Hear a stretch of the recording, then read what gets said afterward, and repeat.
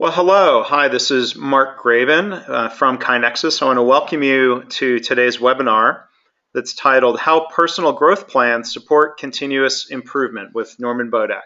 So I want to thank you for taking time out of your busy schedules to be here with us this afternoon or this morning, regardless of where you are. I'm Mark Graban, the VP of Customer Success for KaiNexus. I'm an author of the book Lean Hospitals and the co-author of the book Healthcare Kaizen, a book that would not exist without the friendship and mentoring of today's webinar guest. And before I hand things over, let me just introduce Norman to a lot of people in the lean world. He needs no introduction, but for some of you, he may be a new name and a new face. So I want to tell you about Norman and what he's contributed, or at least tell you a little bit about what he's contributed to the world of lean and Kaizen, and new topics, including something he's going to talk about today called the Harada Method. As I mentioned, Norman has been a great friend and mentor to me for more than 10 years now. I had a chance to train directly with Norman on what he calls quick and easy Kaizen. Norman introduced me and Joe Schwartz, which years later led to us writing our books together. So I'll be forever thankful to Norman for everything he's done for me. But going back to his background, in 1979, Norman started a company called Productivity Inc. He published a newsletter called Productivity, and he became fascinated with the subject of manufacturing and went to Japan to discover the processes and methods that was making Japan the world leaders in quality improvement and productivity growth. Norman published translations of books by some of the creators and originators of the Toyota production system, Taiichi Ohno, Shigeo Shingo. And Norman then started writing books of his own. So he's written a number of books, including The Idea Generator, Quick and Easy Kaizen, How to Do Kaizen, Kaikaku, The Power and Magic of Lean. He's also written books including The Rebirth of American Industry, a book, All You Gotta Do Is Ask, and most recently, The Harada Method, co-authored with Takeshi Harada. So with that, I will hand things over to Norman. Thanks so much for being here today. I thank you. I thank you, Mark. I thank you, everybody, for being here. And I hope this will be a lot of fun for you. I'm very excited about the topic. And I'm going to tell you 3 stories. If you can all see the slide, how personal development plans support continuous improvement. The first thing is to ask yourself, what personal development plan do you have? And I recommend that if you don't have one, you start today and you get a very clear one. We'll talk a little bit about this when we go into the Harada Method, is where you pick a goal. You pick a very strong goal for you to develop yourself to your fullest capability. I want you to look at yourself to become the best you, the best you in every possible way. And that's what we're going to talk about today. I go to Japan very often. I've been there 85 times. I was there in March. I led a study mission with 22 executives. It was a lot of fun. And every time I go, I love these pastries. They do something magical that we don't do out here in Portland, Oregon. I can't find this anywhere. These are delicious. These are wonderful. And if you could make these, just put this into your head. If you can make these pastries the way they are, you don't need anything else in life. That's the secret. If you want to develop personal development plans, what do you want to be? What do you want to become the best in the world at? Don't shortchange yourself. Become the best at something. Doesn't matter what. Something that people need. Okay. Do you have a goal? I don't know about you, but I went through, I went through 12, 13, 17, 18, 19 years of school really without a goal. A teacher never asked me to get a goal. No, I mean, I did things my parents wanted me to go to college, And then the Korean War came along, and that was a high motivation for me to stay in college.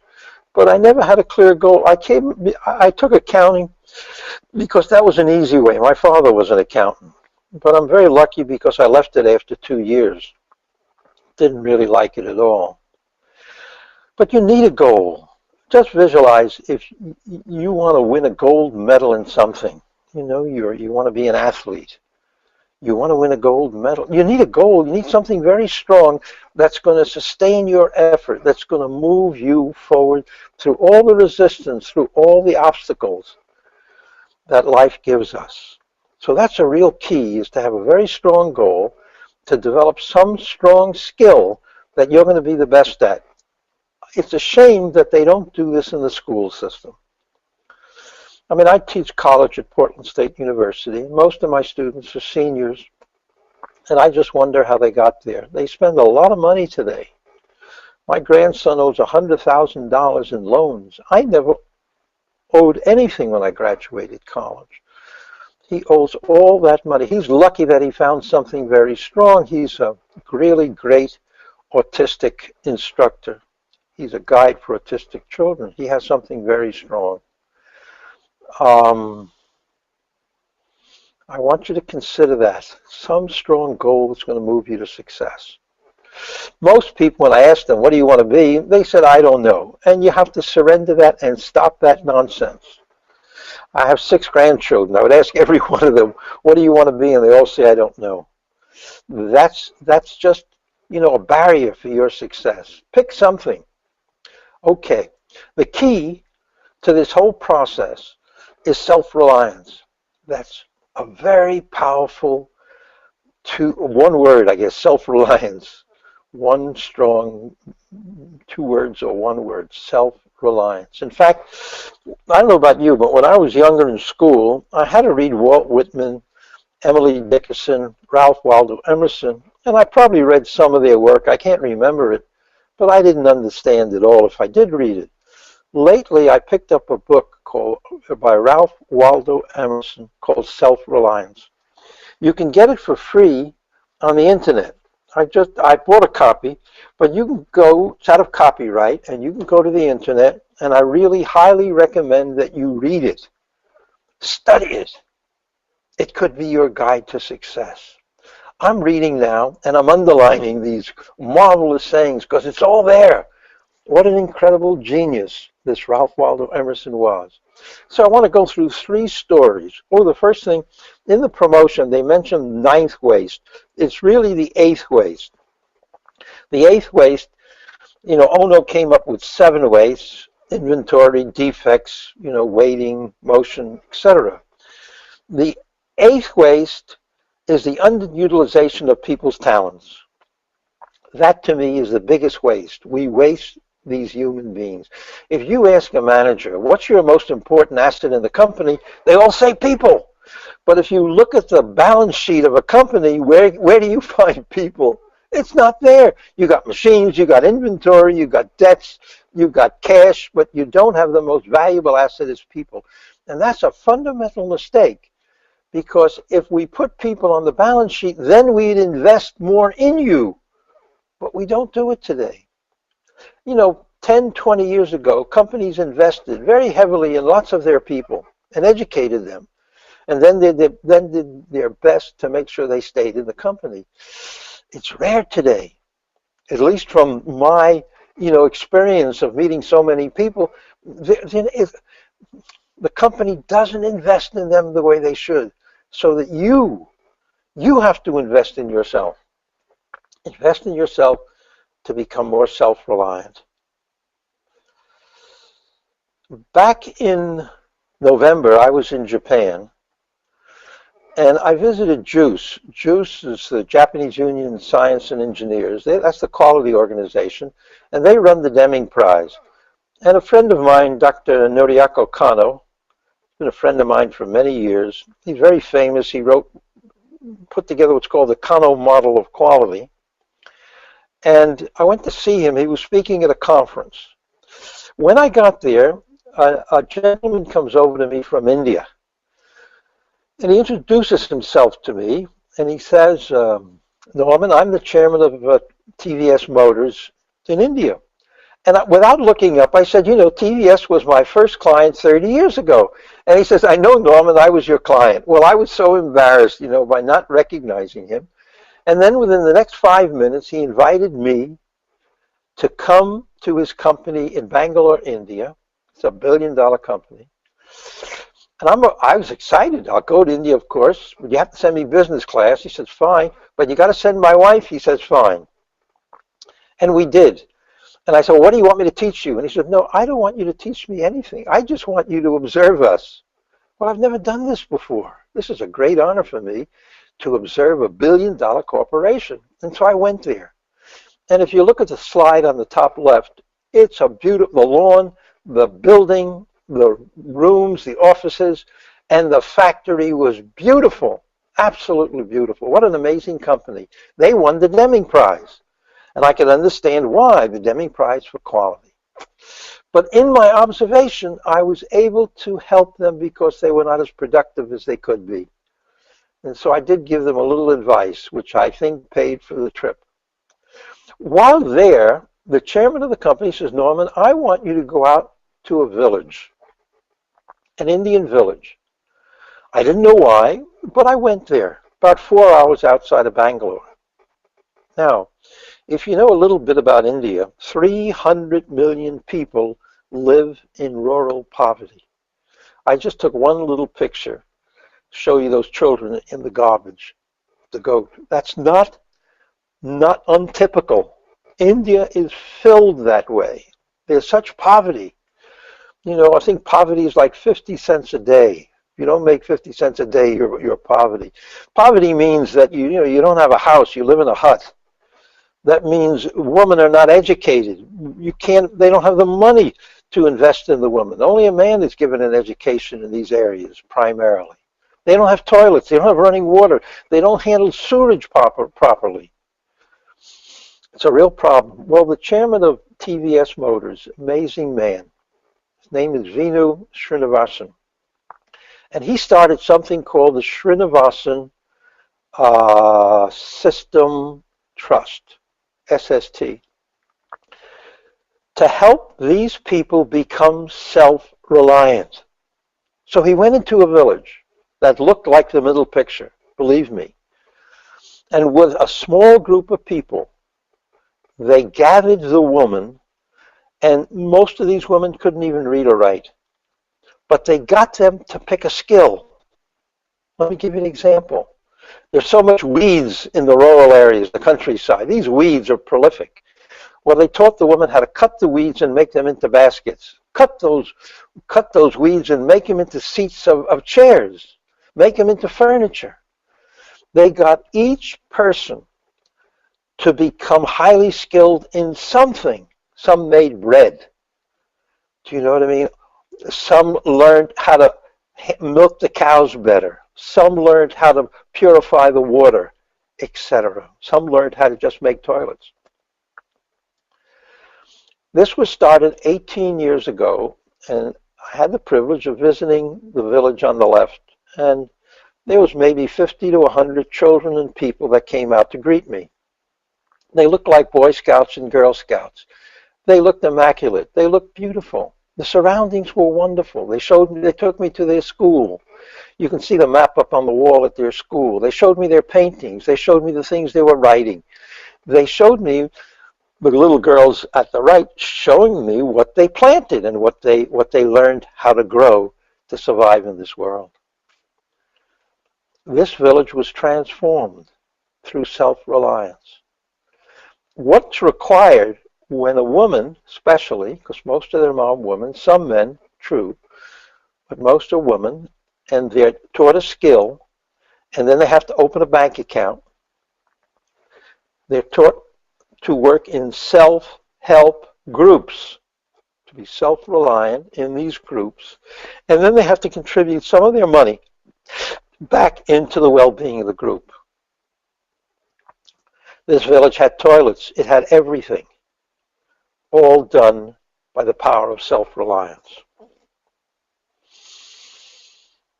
They enticed me so much that I'm going to go back in December and January, and I'm going to write a book on what these villages have been doing. TVS, the president, Vinu, his foundation has now been into 2,500 villages. It's amazing what you can do without that much of an investment. I mean, government couldn't do what he's doing. The next story I'd like to tell you a little bit about is the Harada Method. And the title of the book, the subtitle of the book is The Spirit of Self-Reliance. I'm very excited about this concept of self-reliance. Now, what does this mean to you? What is self-reliance? We're not, speaking back and forth to each other. We will, you'll be able to ask me some questions or comments later. But the idea of self-reliance is that you can stand on your own 2 feet. The idea in self-reliance is that you are building a skill that you can be totally independent in this world, that you're going to be the best at something.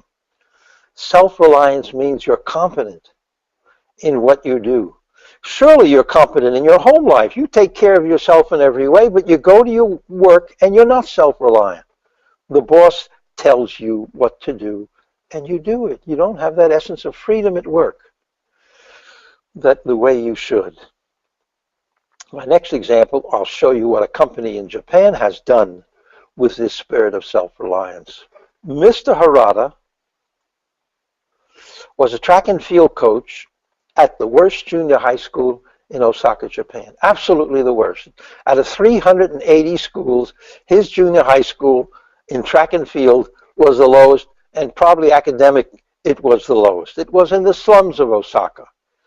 In fact, there were days that Mr. Harada was afraid to go to school because it was so fearful. There was so much drugs and filth and prostitution that existed around the schools. But he was determined that he was going to do it, and he studied. He studied the best people in the world. He studied people like John Wooden, Stephen Covey, etc. And 3 years after he implemented his Harada Method, and it's not complicated, and I'll show you a little bit about it, 13 students won gold medals. They never won a gold medal before in this school. 13 won gold medals. That gold medal meant that they were the #1 athletes in their athletic field, like shot put or running. They were the #1 in their age group in all of Japan, not just in Osaka, but those 13 students were #1 in all of Japan. Never happened before, and Mr. Harada became very, very famous. The school became #1 in track and field. And academically, the school rose tremendously from this Harada Method.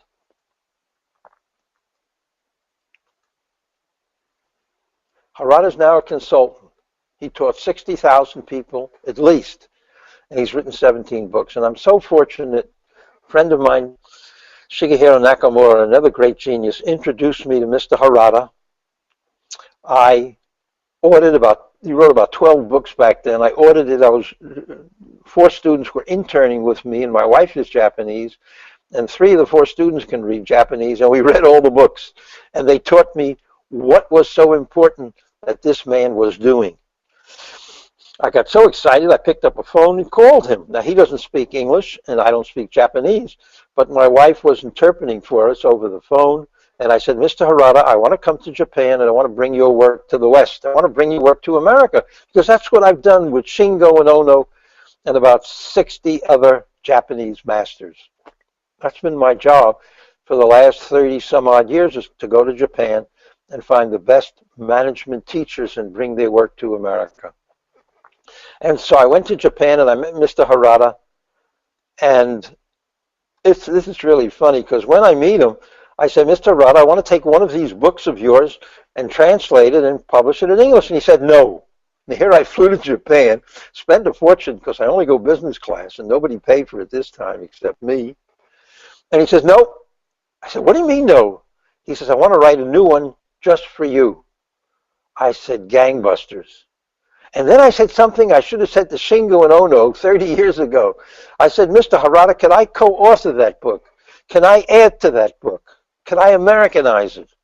And he said yes. So that's what I did. I took his work, and then I put my examples in, my understanding in, and then I've been teaching it at Portland State University, and I've been teaching it to industry. I now certify managers in the Harada Method.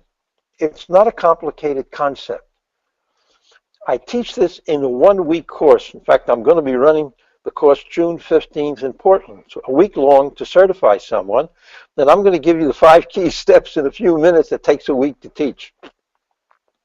The reason it takes a week to teach because I not only teach you the concepts, but I want you to get up and be a teacher. I want you to get up and learn how to be a very powerful coach. So what you do is you pick a goal, a very strong goal. Now, if you can't pick a goal, I want you to sit down and write out 50 wonderful things about yourself and do it. 50 wonderful things. I mean, I was so happy when I learned to swim. That's one thing. I was so happy when I rode a bicycle. That's another thing. I was so happy when I could read a book because when I was younger, believe it or not, I couldn't read books. I only remember reading 3 books before I graduated high school. I was the dumbest student in class. I couldn't spell. I couldn't read. I couldn't write. It's a miracle the way, what's happened in my life. And I'm sure that you can do so much more than me because you started so much further ahead of me. So you pick a very strong goal. You write out 50 things about yourself that you really are proud of, and then you narrow it down. Then take 10 of them and talk about it. Then take 3 of them and talk to your wife or your husband or your friends, your teachers, and try to come up with one where you could point your life direction. Now, if it's in coherence with your company, that's wonderful. And if you can develop within your own organization, that's great. But if you can't, pick something that you want to be wonderful at. Analyze your strengths and weaknesses. We ask you to do that. What were you great at? Because I want you to continue it. What are you weak at? Let's see if you can overcome them. Then you write 64 tasks. I know I'm doing this very fast in a short period of time. I want you to write 64 tasks. These are things that you think you have to do to attain your goal. The wonderful part of the Harada Method is you're not told what the goal is. That means a boss doesn't come to you and say, I want you to do this. If he does, of course, you don't have any choice, but you pick your own goal. Now you list all of the things that you want to do that you recognize you have to do to attain this goal. This is a little bit structured. It's not difficult. In my class, it only takes 33 minutes for people to write 64 tasks. And then you pick one. Every day, you have a task. Now, sure, you have your job to do. You have many things to do. But if you're going to attain your new goal, you have to pick one of these tasks. And then at the end of the day, you're going to monitor yourself. Did you do what you wanted to do? Well, often we're great procrastinators as human beings. We get all excited about something and then we don't do it because there's always resistance. Resistance is always there. It's the yin and yang in the world. Just recognize when you want to do something new and be creative that there's going to be this resistance. And what you say is just bug off. And you go forward. And you realize that nothing can stand in the way of your success if you're really determined, just like these athletes. The last thing you have to learn is how to become a coach or a mentor. You want to learn how to be coached, you have to have a coach. The reason I say you have to have a coach because you're going to get a great idea, you say you're going to do it, you don't do it. You need somebody that's going to stand there, not to scold you, not to criticize you, but somebody to say, Harry or Alice, you wanted to do this today. What stood in your way? Or let's see if you can do it tomorrow. I want you to be very positive as a coach. No negativity in this whole process. Let's look at an example. About this Shohei Ohtani was a sophomore in high school, and he made this 64 chart. This is what one looks like. Now, In the center, it says draft number 1 of the 8 teams. He said as a sophomore, I want to be drafted number 1 into one of the top 8 baseball teams in Japan. That was his goal. Then he wrote down 64 tasks. If you notice, it's in 8 separate areas. One area is physical, one is control, one is precision, one's mental, one personality, luck, speed, curveballs. So he's a pitcher, and he wants to be picked in the major leagues as a pitcher. And he knows that the best Japanese pitcher can throw at 99 miles an hour, 160 kilometers. That's the best in Japan. That was his goal. And if you look, he wants to strengthen his body. He wants to improve his range of motion. He wants to be able to catch liner balls. He wants to turn at the pivot. So he wants to gain weight. He wrote this down around this speed. You notice at the right it says speed, 160 kilometers. He wrote the 8 things that he felt that he had to do to attain the 99 miles an hour. Well, 2.5 years later, Ohtani was picked number 1. He was the first one picked in the major leagues. He attained his goal. And he went out, I think his first year he was 14-3. This year he's 5-0. He's won all 5 games. And he's already hit 3 home runs because he's very unusual as a player, not just a pitcher, but he also plays as a hitter. Now, of course, not everybody is going to be able to be picked number 1 because he set a goal to do it. No, not everyone. But it's amazing what you can do when you go through this process. It's amazing the way you can uplift your life and actually have what you want. There are a few things in this world that you can't have, but so many things you can have. Ohtani also, this year, because he's doing so well, they ripped up his contract. They gave him $350,000. They ripped it up and they gave him a new contract for $1 million. Now his ambition is to go to the American Baseball League. And I'm sure within about 2 years you'll see Shohei Ohtani out there with the New York Yankees or something like that. Okay. The Harada Method is basically 5 forms. 5 forms. Self-reliance is 1. Now, how self-reliant are you? That's what this little test is. You take this sheet of paper, you'll see 33 words, and the word says honest. Well, how honest are you? If you think you're 100% honest, then put a 10 down. If you're not as honest as you'd like, then put a 9 or an 8 down. Score yourself on all these characteristics to see how self-reliant you are. Then I want you to go back after you score yourself is to indicate what you will do to become self-reliant. What can you do to be a 10 in each of these words?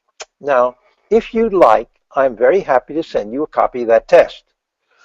In fact, Mark, you said you would do it. Mark will send everybody, he has your email address, so Mark will send you a copy of those tests.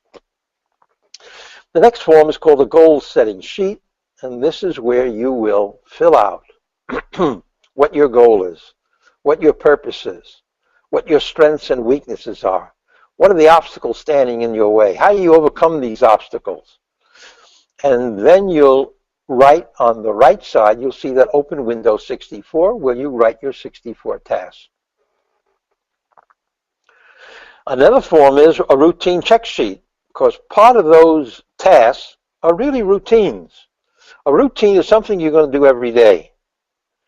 Every day. Some of the tasks is you'll do it, start, and then you'll complete it, and it's over with. But some routines you want to do every single day, and this is a little scorecard to see that you're doing it every single day. It is wonderful. And then you'll add up a score at the end of every day. How did you do on the routines you wanted to do? I mean, this process is a great process to lose weight. This is a great process to give up drinking or smoking.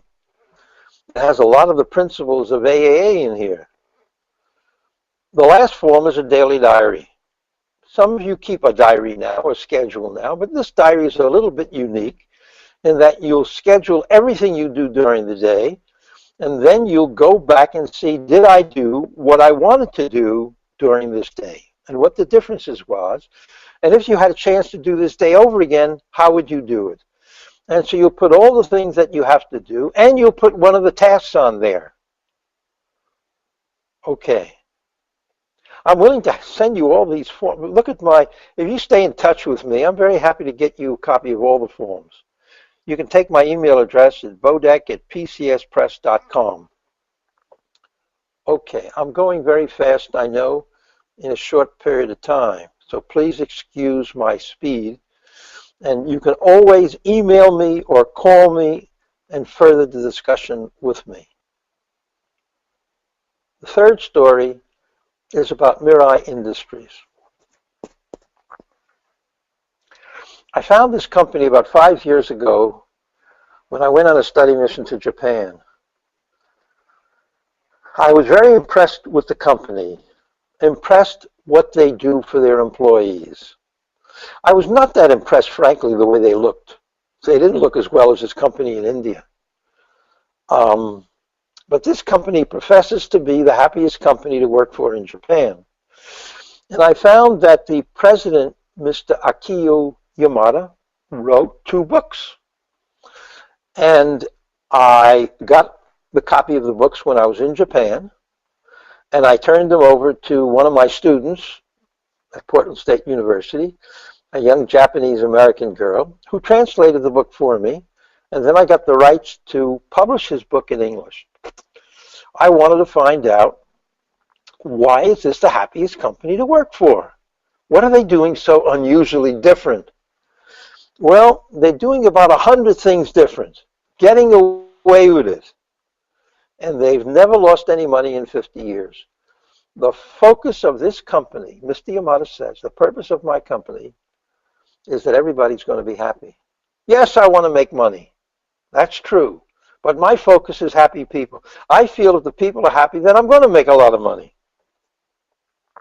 50 years, not only that they didn't lose any money, they've made more money than any comparable company of their size in Japan. They have 850 people. Consistently, they're making more than anybody else. In fact, Mr. Yamada says that 97% of the companies in Japan don't make more than $500,000 a year. It's not a lot of money for a corporation when you have your ups and downs. The company has the longest paid vacation, the shortest working hours in Japan, the longest paid vacation. In Christmas, they get 3 weeks off, as an example. The shortest working hours. Well, normally 40 hours a week is the shortest working hours. So Mr. Yamada says, no, we'll go less than that. So they're 37 and a half hours a week instead of 40, or they're 35, I'm not exactly sure, but it's a shorting working hours for a manufacturing company. He wants to differentiate. He wants to be different. Now, this is one of the most powerful concepts of self-reliance of this company. This is amazing. I know of no American company that does this. Mr. Yamada says to all of the poor people in the company, no ho ren so. Write this down, no ho ren so. Ho means no reporting. What Yamada says, if you want to do something, do it. Don't ask me for permission. Don't go to your boss to ask for permission. You do it. And if you make a mistake, believe it or not, I'll give you $6 for every mistake you make, because you learn from your mistakes. Hopefully they're not going to be big ones. But I'll give you $6, but never repeat that mistake. Imagine. I teach things like the Harada Method. People love it. They listen to me at a seminar or a conference, and they go back all excited, and they say to their boss, let's do the Harada Method. And the boss says, what? Well, you know, it's not in the budget. We really don't have time for something new. What if it doesn't go right here? I think at least 95% of the time your boss is going to put the qualms on it. It's going to say no. If you took your boss with you to the workshop, then you got a chance of doing something. The next thing Yamada says is, I don't even want you to communicate. I don't want you to talk to anything about it. If you think this is right for you in your work, then do it. When I said this to a friend of mine, I won't mention his name, he teaches team concepts, and he got all excited. No, what do you mean you don't communicate? You got to talk to your team. What if you do something that affects somebody else? Yamada says, well, it might affect somebody else. And you learn from it, and you correct it. If it affects somebody else, then you can change what you did so it's done correctly. You know? But I don't want to hold you back. I don't want to hold the company back. If you have to report, if you have to ask, communicate, or consult, that's going to take time and you're going to be wasting time. And we're learning in the lean community something called just-in-time. In fact, I found an article yesterday. I have to go study it again because Toyota is changing their production system from just-in-time to right now. It's a new, powerful concept that I have to learn more about. I want you to think about this. No Horenso. You're fully self-reliant. You're fully trusted. No overtime. Yamada says the following. No, if you want to work overtime, he says, okay, but you got to pay the electricity. He's really saying, you get your work done. So he wants you to be self-reliant. He also wants you to work hard. Of course, everybody works hard in this company. Another great key out of these 100 is you must differentiate. I want you to think about that. Yamada says we don't do what others do. They're electrical equipment suppliers, so they started with a switch box. This is the box that goes into the wall. The electrician puts the cable into the box, and then he puts the switches on the other end. And normally this box has two holes. One hole is for the cable, and one hole is for the switches wires to go in. Well, Yamada put 4 holes. This was normally painted gray. Yamada does it in red and yellow and green. In fact, only 3 switch boxes, 3 variations, make any money. So competition only makes 3. Mirai makes 80. He says, we lose money on 77. I don't care, because we have 90% of the market. We've sold 16 million switch boxes because the electricians are loyal to us. And we can even charge more money for our boxes because they have more features for the electrician, and they appreciate us. Another amazing thing about the company is every 5 years, all 850 employees goes on an overseas trip. This year, they all went to Italy. Everybody in the company went to Italy on a vacation. Every 5 years, the employees decide where they want to go, and they plan it. Because they're self-reliant, they do everything. They do all the planning. What an amazing company. And all of your companies can be like this. They get around 10,000 implemented ideas per year per employee. They have a suggestion system. This is the quick and easy Kaizen system. This is what I used to do for the after I sold productivity, I wrote the book called Idea Generator, and I went out and taught the world the Japanese system, quick and easy Kaizen. And Mark Graban and Joe Schwartz became my 2 best students, and they wrote this wonderful book on healthcare Kaizen. I'm sure you'll all appreciate it, to learn how you can do it in your company, because it's not complicated. You just ask your people for ideas, and they'll do it. I mentioned you get paid $6 for every mistake that you make. It's hard to believe, but it works. Yamada says, look, what kind of mistakes are people going to be? What do I have to worry about? They're not going to bankrupt the company. You know what I mean? They're not going to destroy the company. And yes, maybe it'll cost me $100,000, but it's worth it. I don't want to take the initiative away from people to be creative. And this small company with 850 people has almost as much patents as Sony does with, I don't know, 200,000 people. As a small company, they have more patents than anybody else because everybody is asked to differentiate. Don't copy what other people are doing. He says, even if you can make money, I don't want to do it. I want us to be original in what we do. Another thing, look at this. Managers are prohibited from giving orders to subordinates. The role of a manager is what? The role of a manager is to develop people to be self-reliant. The role of the manager is to be a coach, is to get the best team out there because the players don't do the work. The players make the money, not the manager. But the manager thinks that they're indispensable and people are dispensable. It's not true. The manager is there to develop you to your maximum capability. A manager should be a coach. And if you fail, the supervisor says, good job. Imagine you failed. You're not scolded. The manager, supervisor says, at least you tried. I was at Toyota walking along the Lexus factory. I've been to over 200 and close to 300 factories in Japan. Oh, 350 factories in Japan over these last number of years. And I'm at Lexus, and I see a worker moving an engine, very large engine for the Lexus car. I think it was an SUV.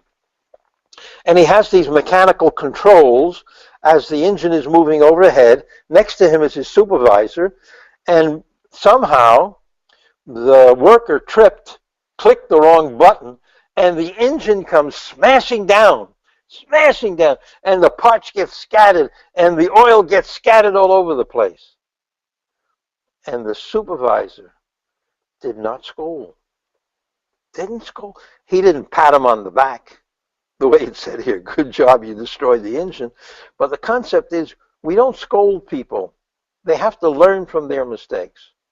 They have to learn what Dr. Shingo taught us is poka-yoke, is find a way that it can't happen instead of trying to find blame. How to develop personal plans to support continuous improvement. Continuous improvement will come from you as you develop your skill, as you become self-reliant. And what does it mean to you? What does self-reliance really mean to you? So I thank you. Let's break down, see what kind of questions you have Great. Of me. Okay, well, Norman, yeah, thank you for presenting. We'll give time for some more questions to come in. While we're doing that, I want to talk briefly about our next webinar that I'll be hosting on behalf of KaiNexus. Greg Jacobson from KaiNexus, I think, will be on this one as well, to host and ask questions and hear from Jeff Koons, who is a KaiNexus customer. He's a network director of process excellence at the Kettering Health Network. He's going to be talking about their process improvement journey. So the title of the webinar is A System-Wide Approach to Driving Process Improvement. That's going to be on June 15th at this same time, noon Central, 1 o'clock Eastern. And if you'd like to read more about the webinar and register, you can go to, of course, kainexus.com/webinars. You can also find a link there to our webinar archive, our growing list of different archives that we've done, webinars that we've done over the past couple of years. And here is contact information. Norman, not just his email address, Norman's on Twitter. Norman, it seems like you enjoy using Twitter. Yes. At nbodek. His website is pcspress.com. And again, as Norman mentioned, we'll be sending out the different self-assessments and tools. So thank you, Norman, for doing that. So we've got about, 10, 15 minutes for questions. Norman, let's see, here's a question about it's a really interesting idea of paying people for mistakes and trying to learn from mistakes. Do they have a formal way of documenting these mistakes the way they might have a way of documenting Kaizens? Can you talk more about that? That's a very good question. I just finished the book fact, I just got the cover of the new book from my artist. He doesn't specifically address that, but they do have this quick and easy Kaizen system so that when they do make a mistake, they're encouraged immediately to come up with an idea so that the mistake doesn't happen again. That's the quick and easy Kaizen system. You make a mistake, or you have an improvement idea, and if you do, then you write it down. So these 10,000 ideas at Mirai, they're all written down. When a person detects a problem, they write down the problem. If they get the solution, they'll write down the solution, and then they go ahead and implement it. Now, in Mirai, they don't even have to ask their boss to go ahead and do that. The way I teach it, and I think Mark teaches it, we recommend in the American system, you go to your supervisor, you say, this is my problem and this is my solution, and then the supervisor blesses you and says, go ahead and do it. Mirai, Yamada says, no, you don't need that blessing. I trust you. I want you to learn from your mistakes. I want you to be totally self-reliant. I want us to be a really great company with great people. And they all have lifetime employment, by the way. Nobody has to worry. Like in America, you make a mistake, well, you'll worry. Even if you don't make a mistake, you're worried about getting fired. You don't have to do anything wrong, and next week your job is in China. But I don't want to get too political at this moment.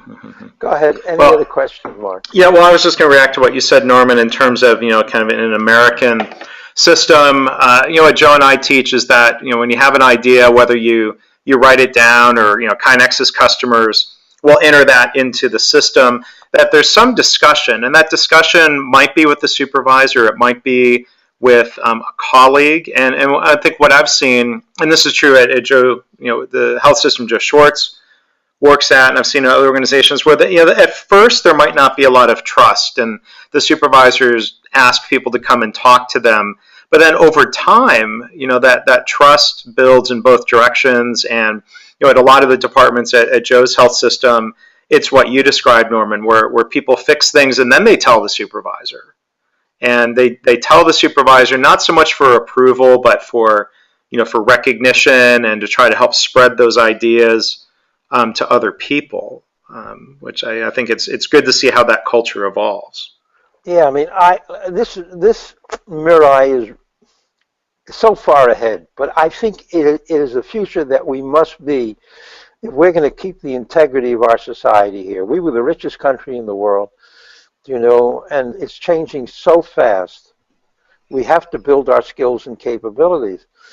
Just imagine I had a heart attack a couple of years ago, and I went to the hospital, and I was very lucky that it was a very good doctor, and the doctor went in, it was a woman, and she went in and put a stent into my artery. In fact, I went back a couple of weeks later, put 2 more stints in me. So I'm really artificial. When she put the stints in, she didn't have to ask anybody else. She didn't have to get anybody else's approval. I mean, she knew what to do. That's what we want with everybody, to reach that level of capability, that they're building up their skills no matter what they do. They're running a lathe. Do you know what I mean? They are becoming the master.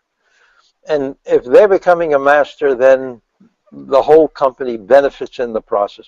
It doesn't mean that you don't talk to other people. We always go to the extreme. Mm-hmm. So Mr. Yamada, of course, he runs the company. He wants to know what's going on in the company, but he's not going to dictate. He says, the only way I know what's going on in the company, I have to become a spy.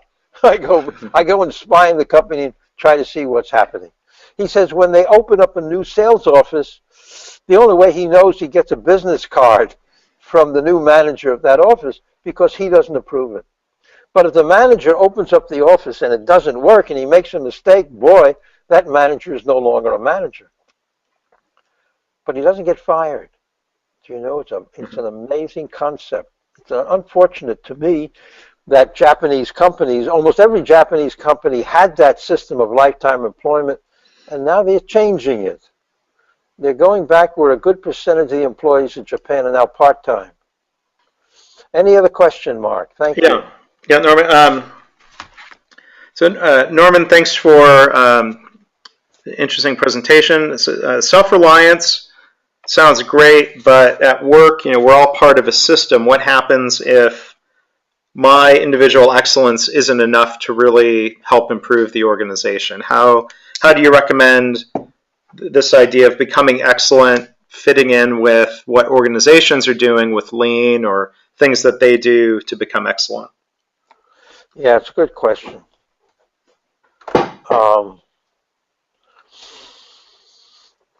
Your role is very important. You're there, you paid to do a job. I'm just saying you should be the best at what you do and have confidence in yourself that it is the best. And recognize that you will make mistakes. Of course, you're part of a system, and the system should flow and flow properly. But remember what I said: if you did something that wasn't right, you can always correct it. It's better to have you self-reliant and creative than to have the existing system the way we have now. Look what a large company does. In order for them to be innovative, 90% of them go out and buy another company. They're not innovative internally. Apple maybe is, maybe Google is. So few companies are really innovative. They stifle innovation. They're so afraid. I have a good friend works for a big company. The boss comes over to him and says, "If you ever go around me to my boss, you're fired." I mean, that's the atmosphere that we have to live in American corporations. I believe in a democracy. I just saw a wonderful program yesterday on what's called Link TV. I believe in a democracy. But we don't live in a democracy. You go to work, it's not a democracy. Nobody asked for your vote. I wish we could change it. I wish we can change the very nature of the way our corporations work in the world. Mm-hmm. Anyway, I don't want to go too political. No, that's right. Here's another. That'll be my next webinar. Yeah. Here's another question. Maybe is kind of along the same lines. This Harada method reminds me of what organizations do with Hoshin Kanri or strategy deployment, where you set a goal and then identify the things that you need to do to accomplish the goal. What are your thoughts on some of those connections? Are these just coincidentally similar, or what are your thoughts? It's true. Hoshin Kanri, I take a little bit of credit. I found Hoshin Kanri in Japan. I found Mr. Akao, and I published his book in English. And he's right. Hoshin Kanri, but it's normally a group going towards a target. The Harada method is more focused on you becoming a superstar, you picking a goal yourself, and you attaining your goal. And so the Harada method is just a structure for you to attain your goals. So there is a lot of similarities between the Hoshin Kanri system and the Harada method, but Harada has gone so much further in helping coach and develop people than Hoshin does. But there are similarities. Very good question. Okay, and here's another kind of more detailed question about the Harada method. What if you don't know 64 different tasks, or if you have the wrong tasks to your goal? What do people do? Yeah, well, I have found, of course, when people do this, the average person does it in 33 minutes. Some people take an hour. And some people might not come up with 63, and some people might come with 86. That's okay. You'll come up most you can. I just found that when I do this in class, and I start to teach people, and they start to relax in the class, as we go through the process, that they can come up with close to 64. Always happens. You put the wrong one in. Well, it's like anything in life. You make a mistake, then you correct it, and you put a new one in. You're not locked into the original 64. You're going to learn as you do every day. In fact, if you did the system well, every month or every couple of months, you'd redo the 64 to make sure that you're on target. You want to be the best. And Harada has another thing that I like. He says, never give up. Once you set your target, never give up. And he got 13 gold medals. And the school became #1 back in 1981. And it's been #1 for the last 14 years. So even after Harada left, it's funny because he was the track and field goal, and then the English teacher took over track and field. Yeah. She took over track and field, Kaiko Mirimoto. She's now working for Harada and his company, but for 3 years she took over track and field, and they still were number one under her guidance, and she was not a track and field coach at all. Right. We've got 2 more questions here we might have time for. One, I think you touched on this a bit, but maybe you can expand on this. How does Mirai transfer knowledge about ideas and learnings from mistake and solutions? I guess how do they transfer those to other people, to other departments? Well, of course they talk to each other. Mm-hmm. The idea of no communication is that when you want to do something... Norman, I always start talking at you. Whoops. Excuse me. That's all right. Philip, how are you? Philip, I'll call you back in a few minutes. Sorry about that. I don't know how to turn that phone off. We'll pay you $6 for that mistake, Norm. Yeah, thank you. I don't know how to turn the phone off. I apologize. Well, that's something, but there's a Kaizen opportunity, but that's all right. Yeah. Go ahead, sorry. But let's see, where were we? Restate that quickly. So how do they share their improvements from mistakes? I'm saying the idea is this. You want to make the decisions that relate to your work that you feel competent doing. If you're missing information, then ask somebody. Or if you want to learn, of course you can share this success with people. Doesn't mean you don't talk and no communication, but we want to break this structure of subservience. We want to break this structure that the boss is the boss and the boss knows what to do and you got to follow the boss. And we all live under that terror. I don't know about you, Mark, when you're independent, but when I worked for a man, even though I was president of the company, I lived under terror. Mm-hmm. It only changed when I was smart enough to get a 5-year contract. Then he could fire me, and he did. 2 years later, he fired me, but he had to pay me for the next 3 years not to work, so it wasn't so bad. Okay, maybe a final question here real quickly. Do you know anyone who's used the Harada Method in hospitals, and do you know what sort of goals they might have set? Well, in Japan, it's been everywhere. And if I can get this Mark Graban to take this course, I've been twisting his arm for quite a while now, to come here and take this workshop of June 15th, if you can squeeze it in, then Mark is exceptionally competent to go into hospitals. I've been working with Oregon Health Science University, and I did train their supervisor of the internal medicine group, and hopefully she loved it, really loved it, and hopefully she'll begin the process this year with the Harada Method. It doesn't matter what the organization is. I mean, look, the medical field, 200,000 people die every year from medical error. 200,000 people die of medical error. If we had the Harada system, boy, that would drop enormously, enormously as people build their skills and capabilities. I mean, one thing, 20 some odd years ago, I saw a great doctor. He took out my kidney, and he had a checklist.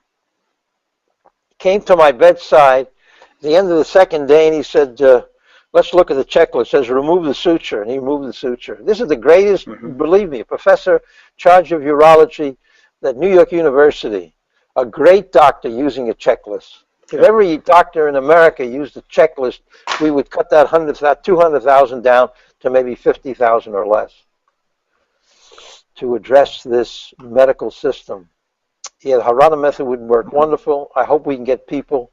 Come to my June 15th workshop. I'll give you a special deal, and let's bring it into the hospital community. Mark, I thank you and KaiNexus for having me today. I thank everybody for being here. I hope you enjoyed it. I enjoyed doing it. Norman, thank you so much, and I will pass information about all of this along to people in the follow-up, and I want to thank everyone for attending on behalf of the whole team at KaiNexus. This is Mark Graban thanking you and saying farewell.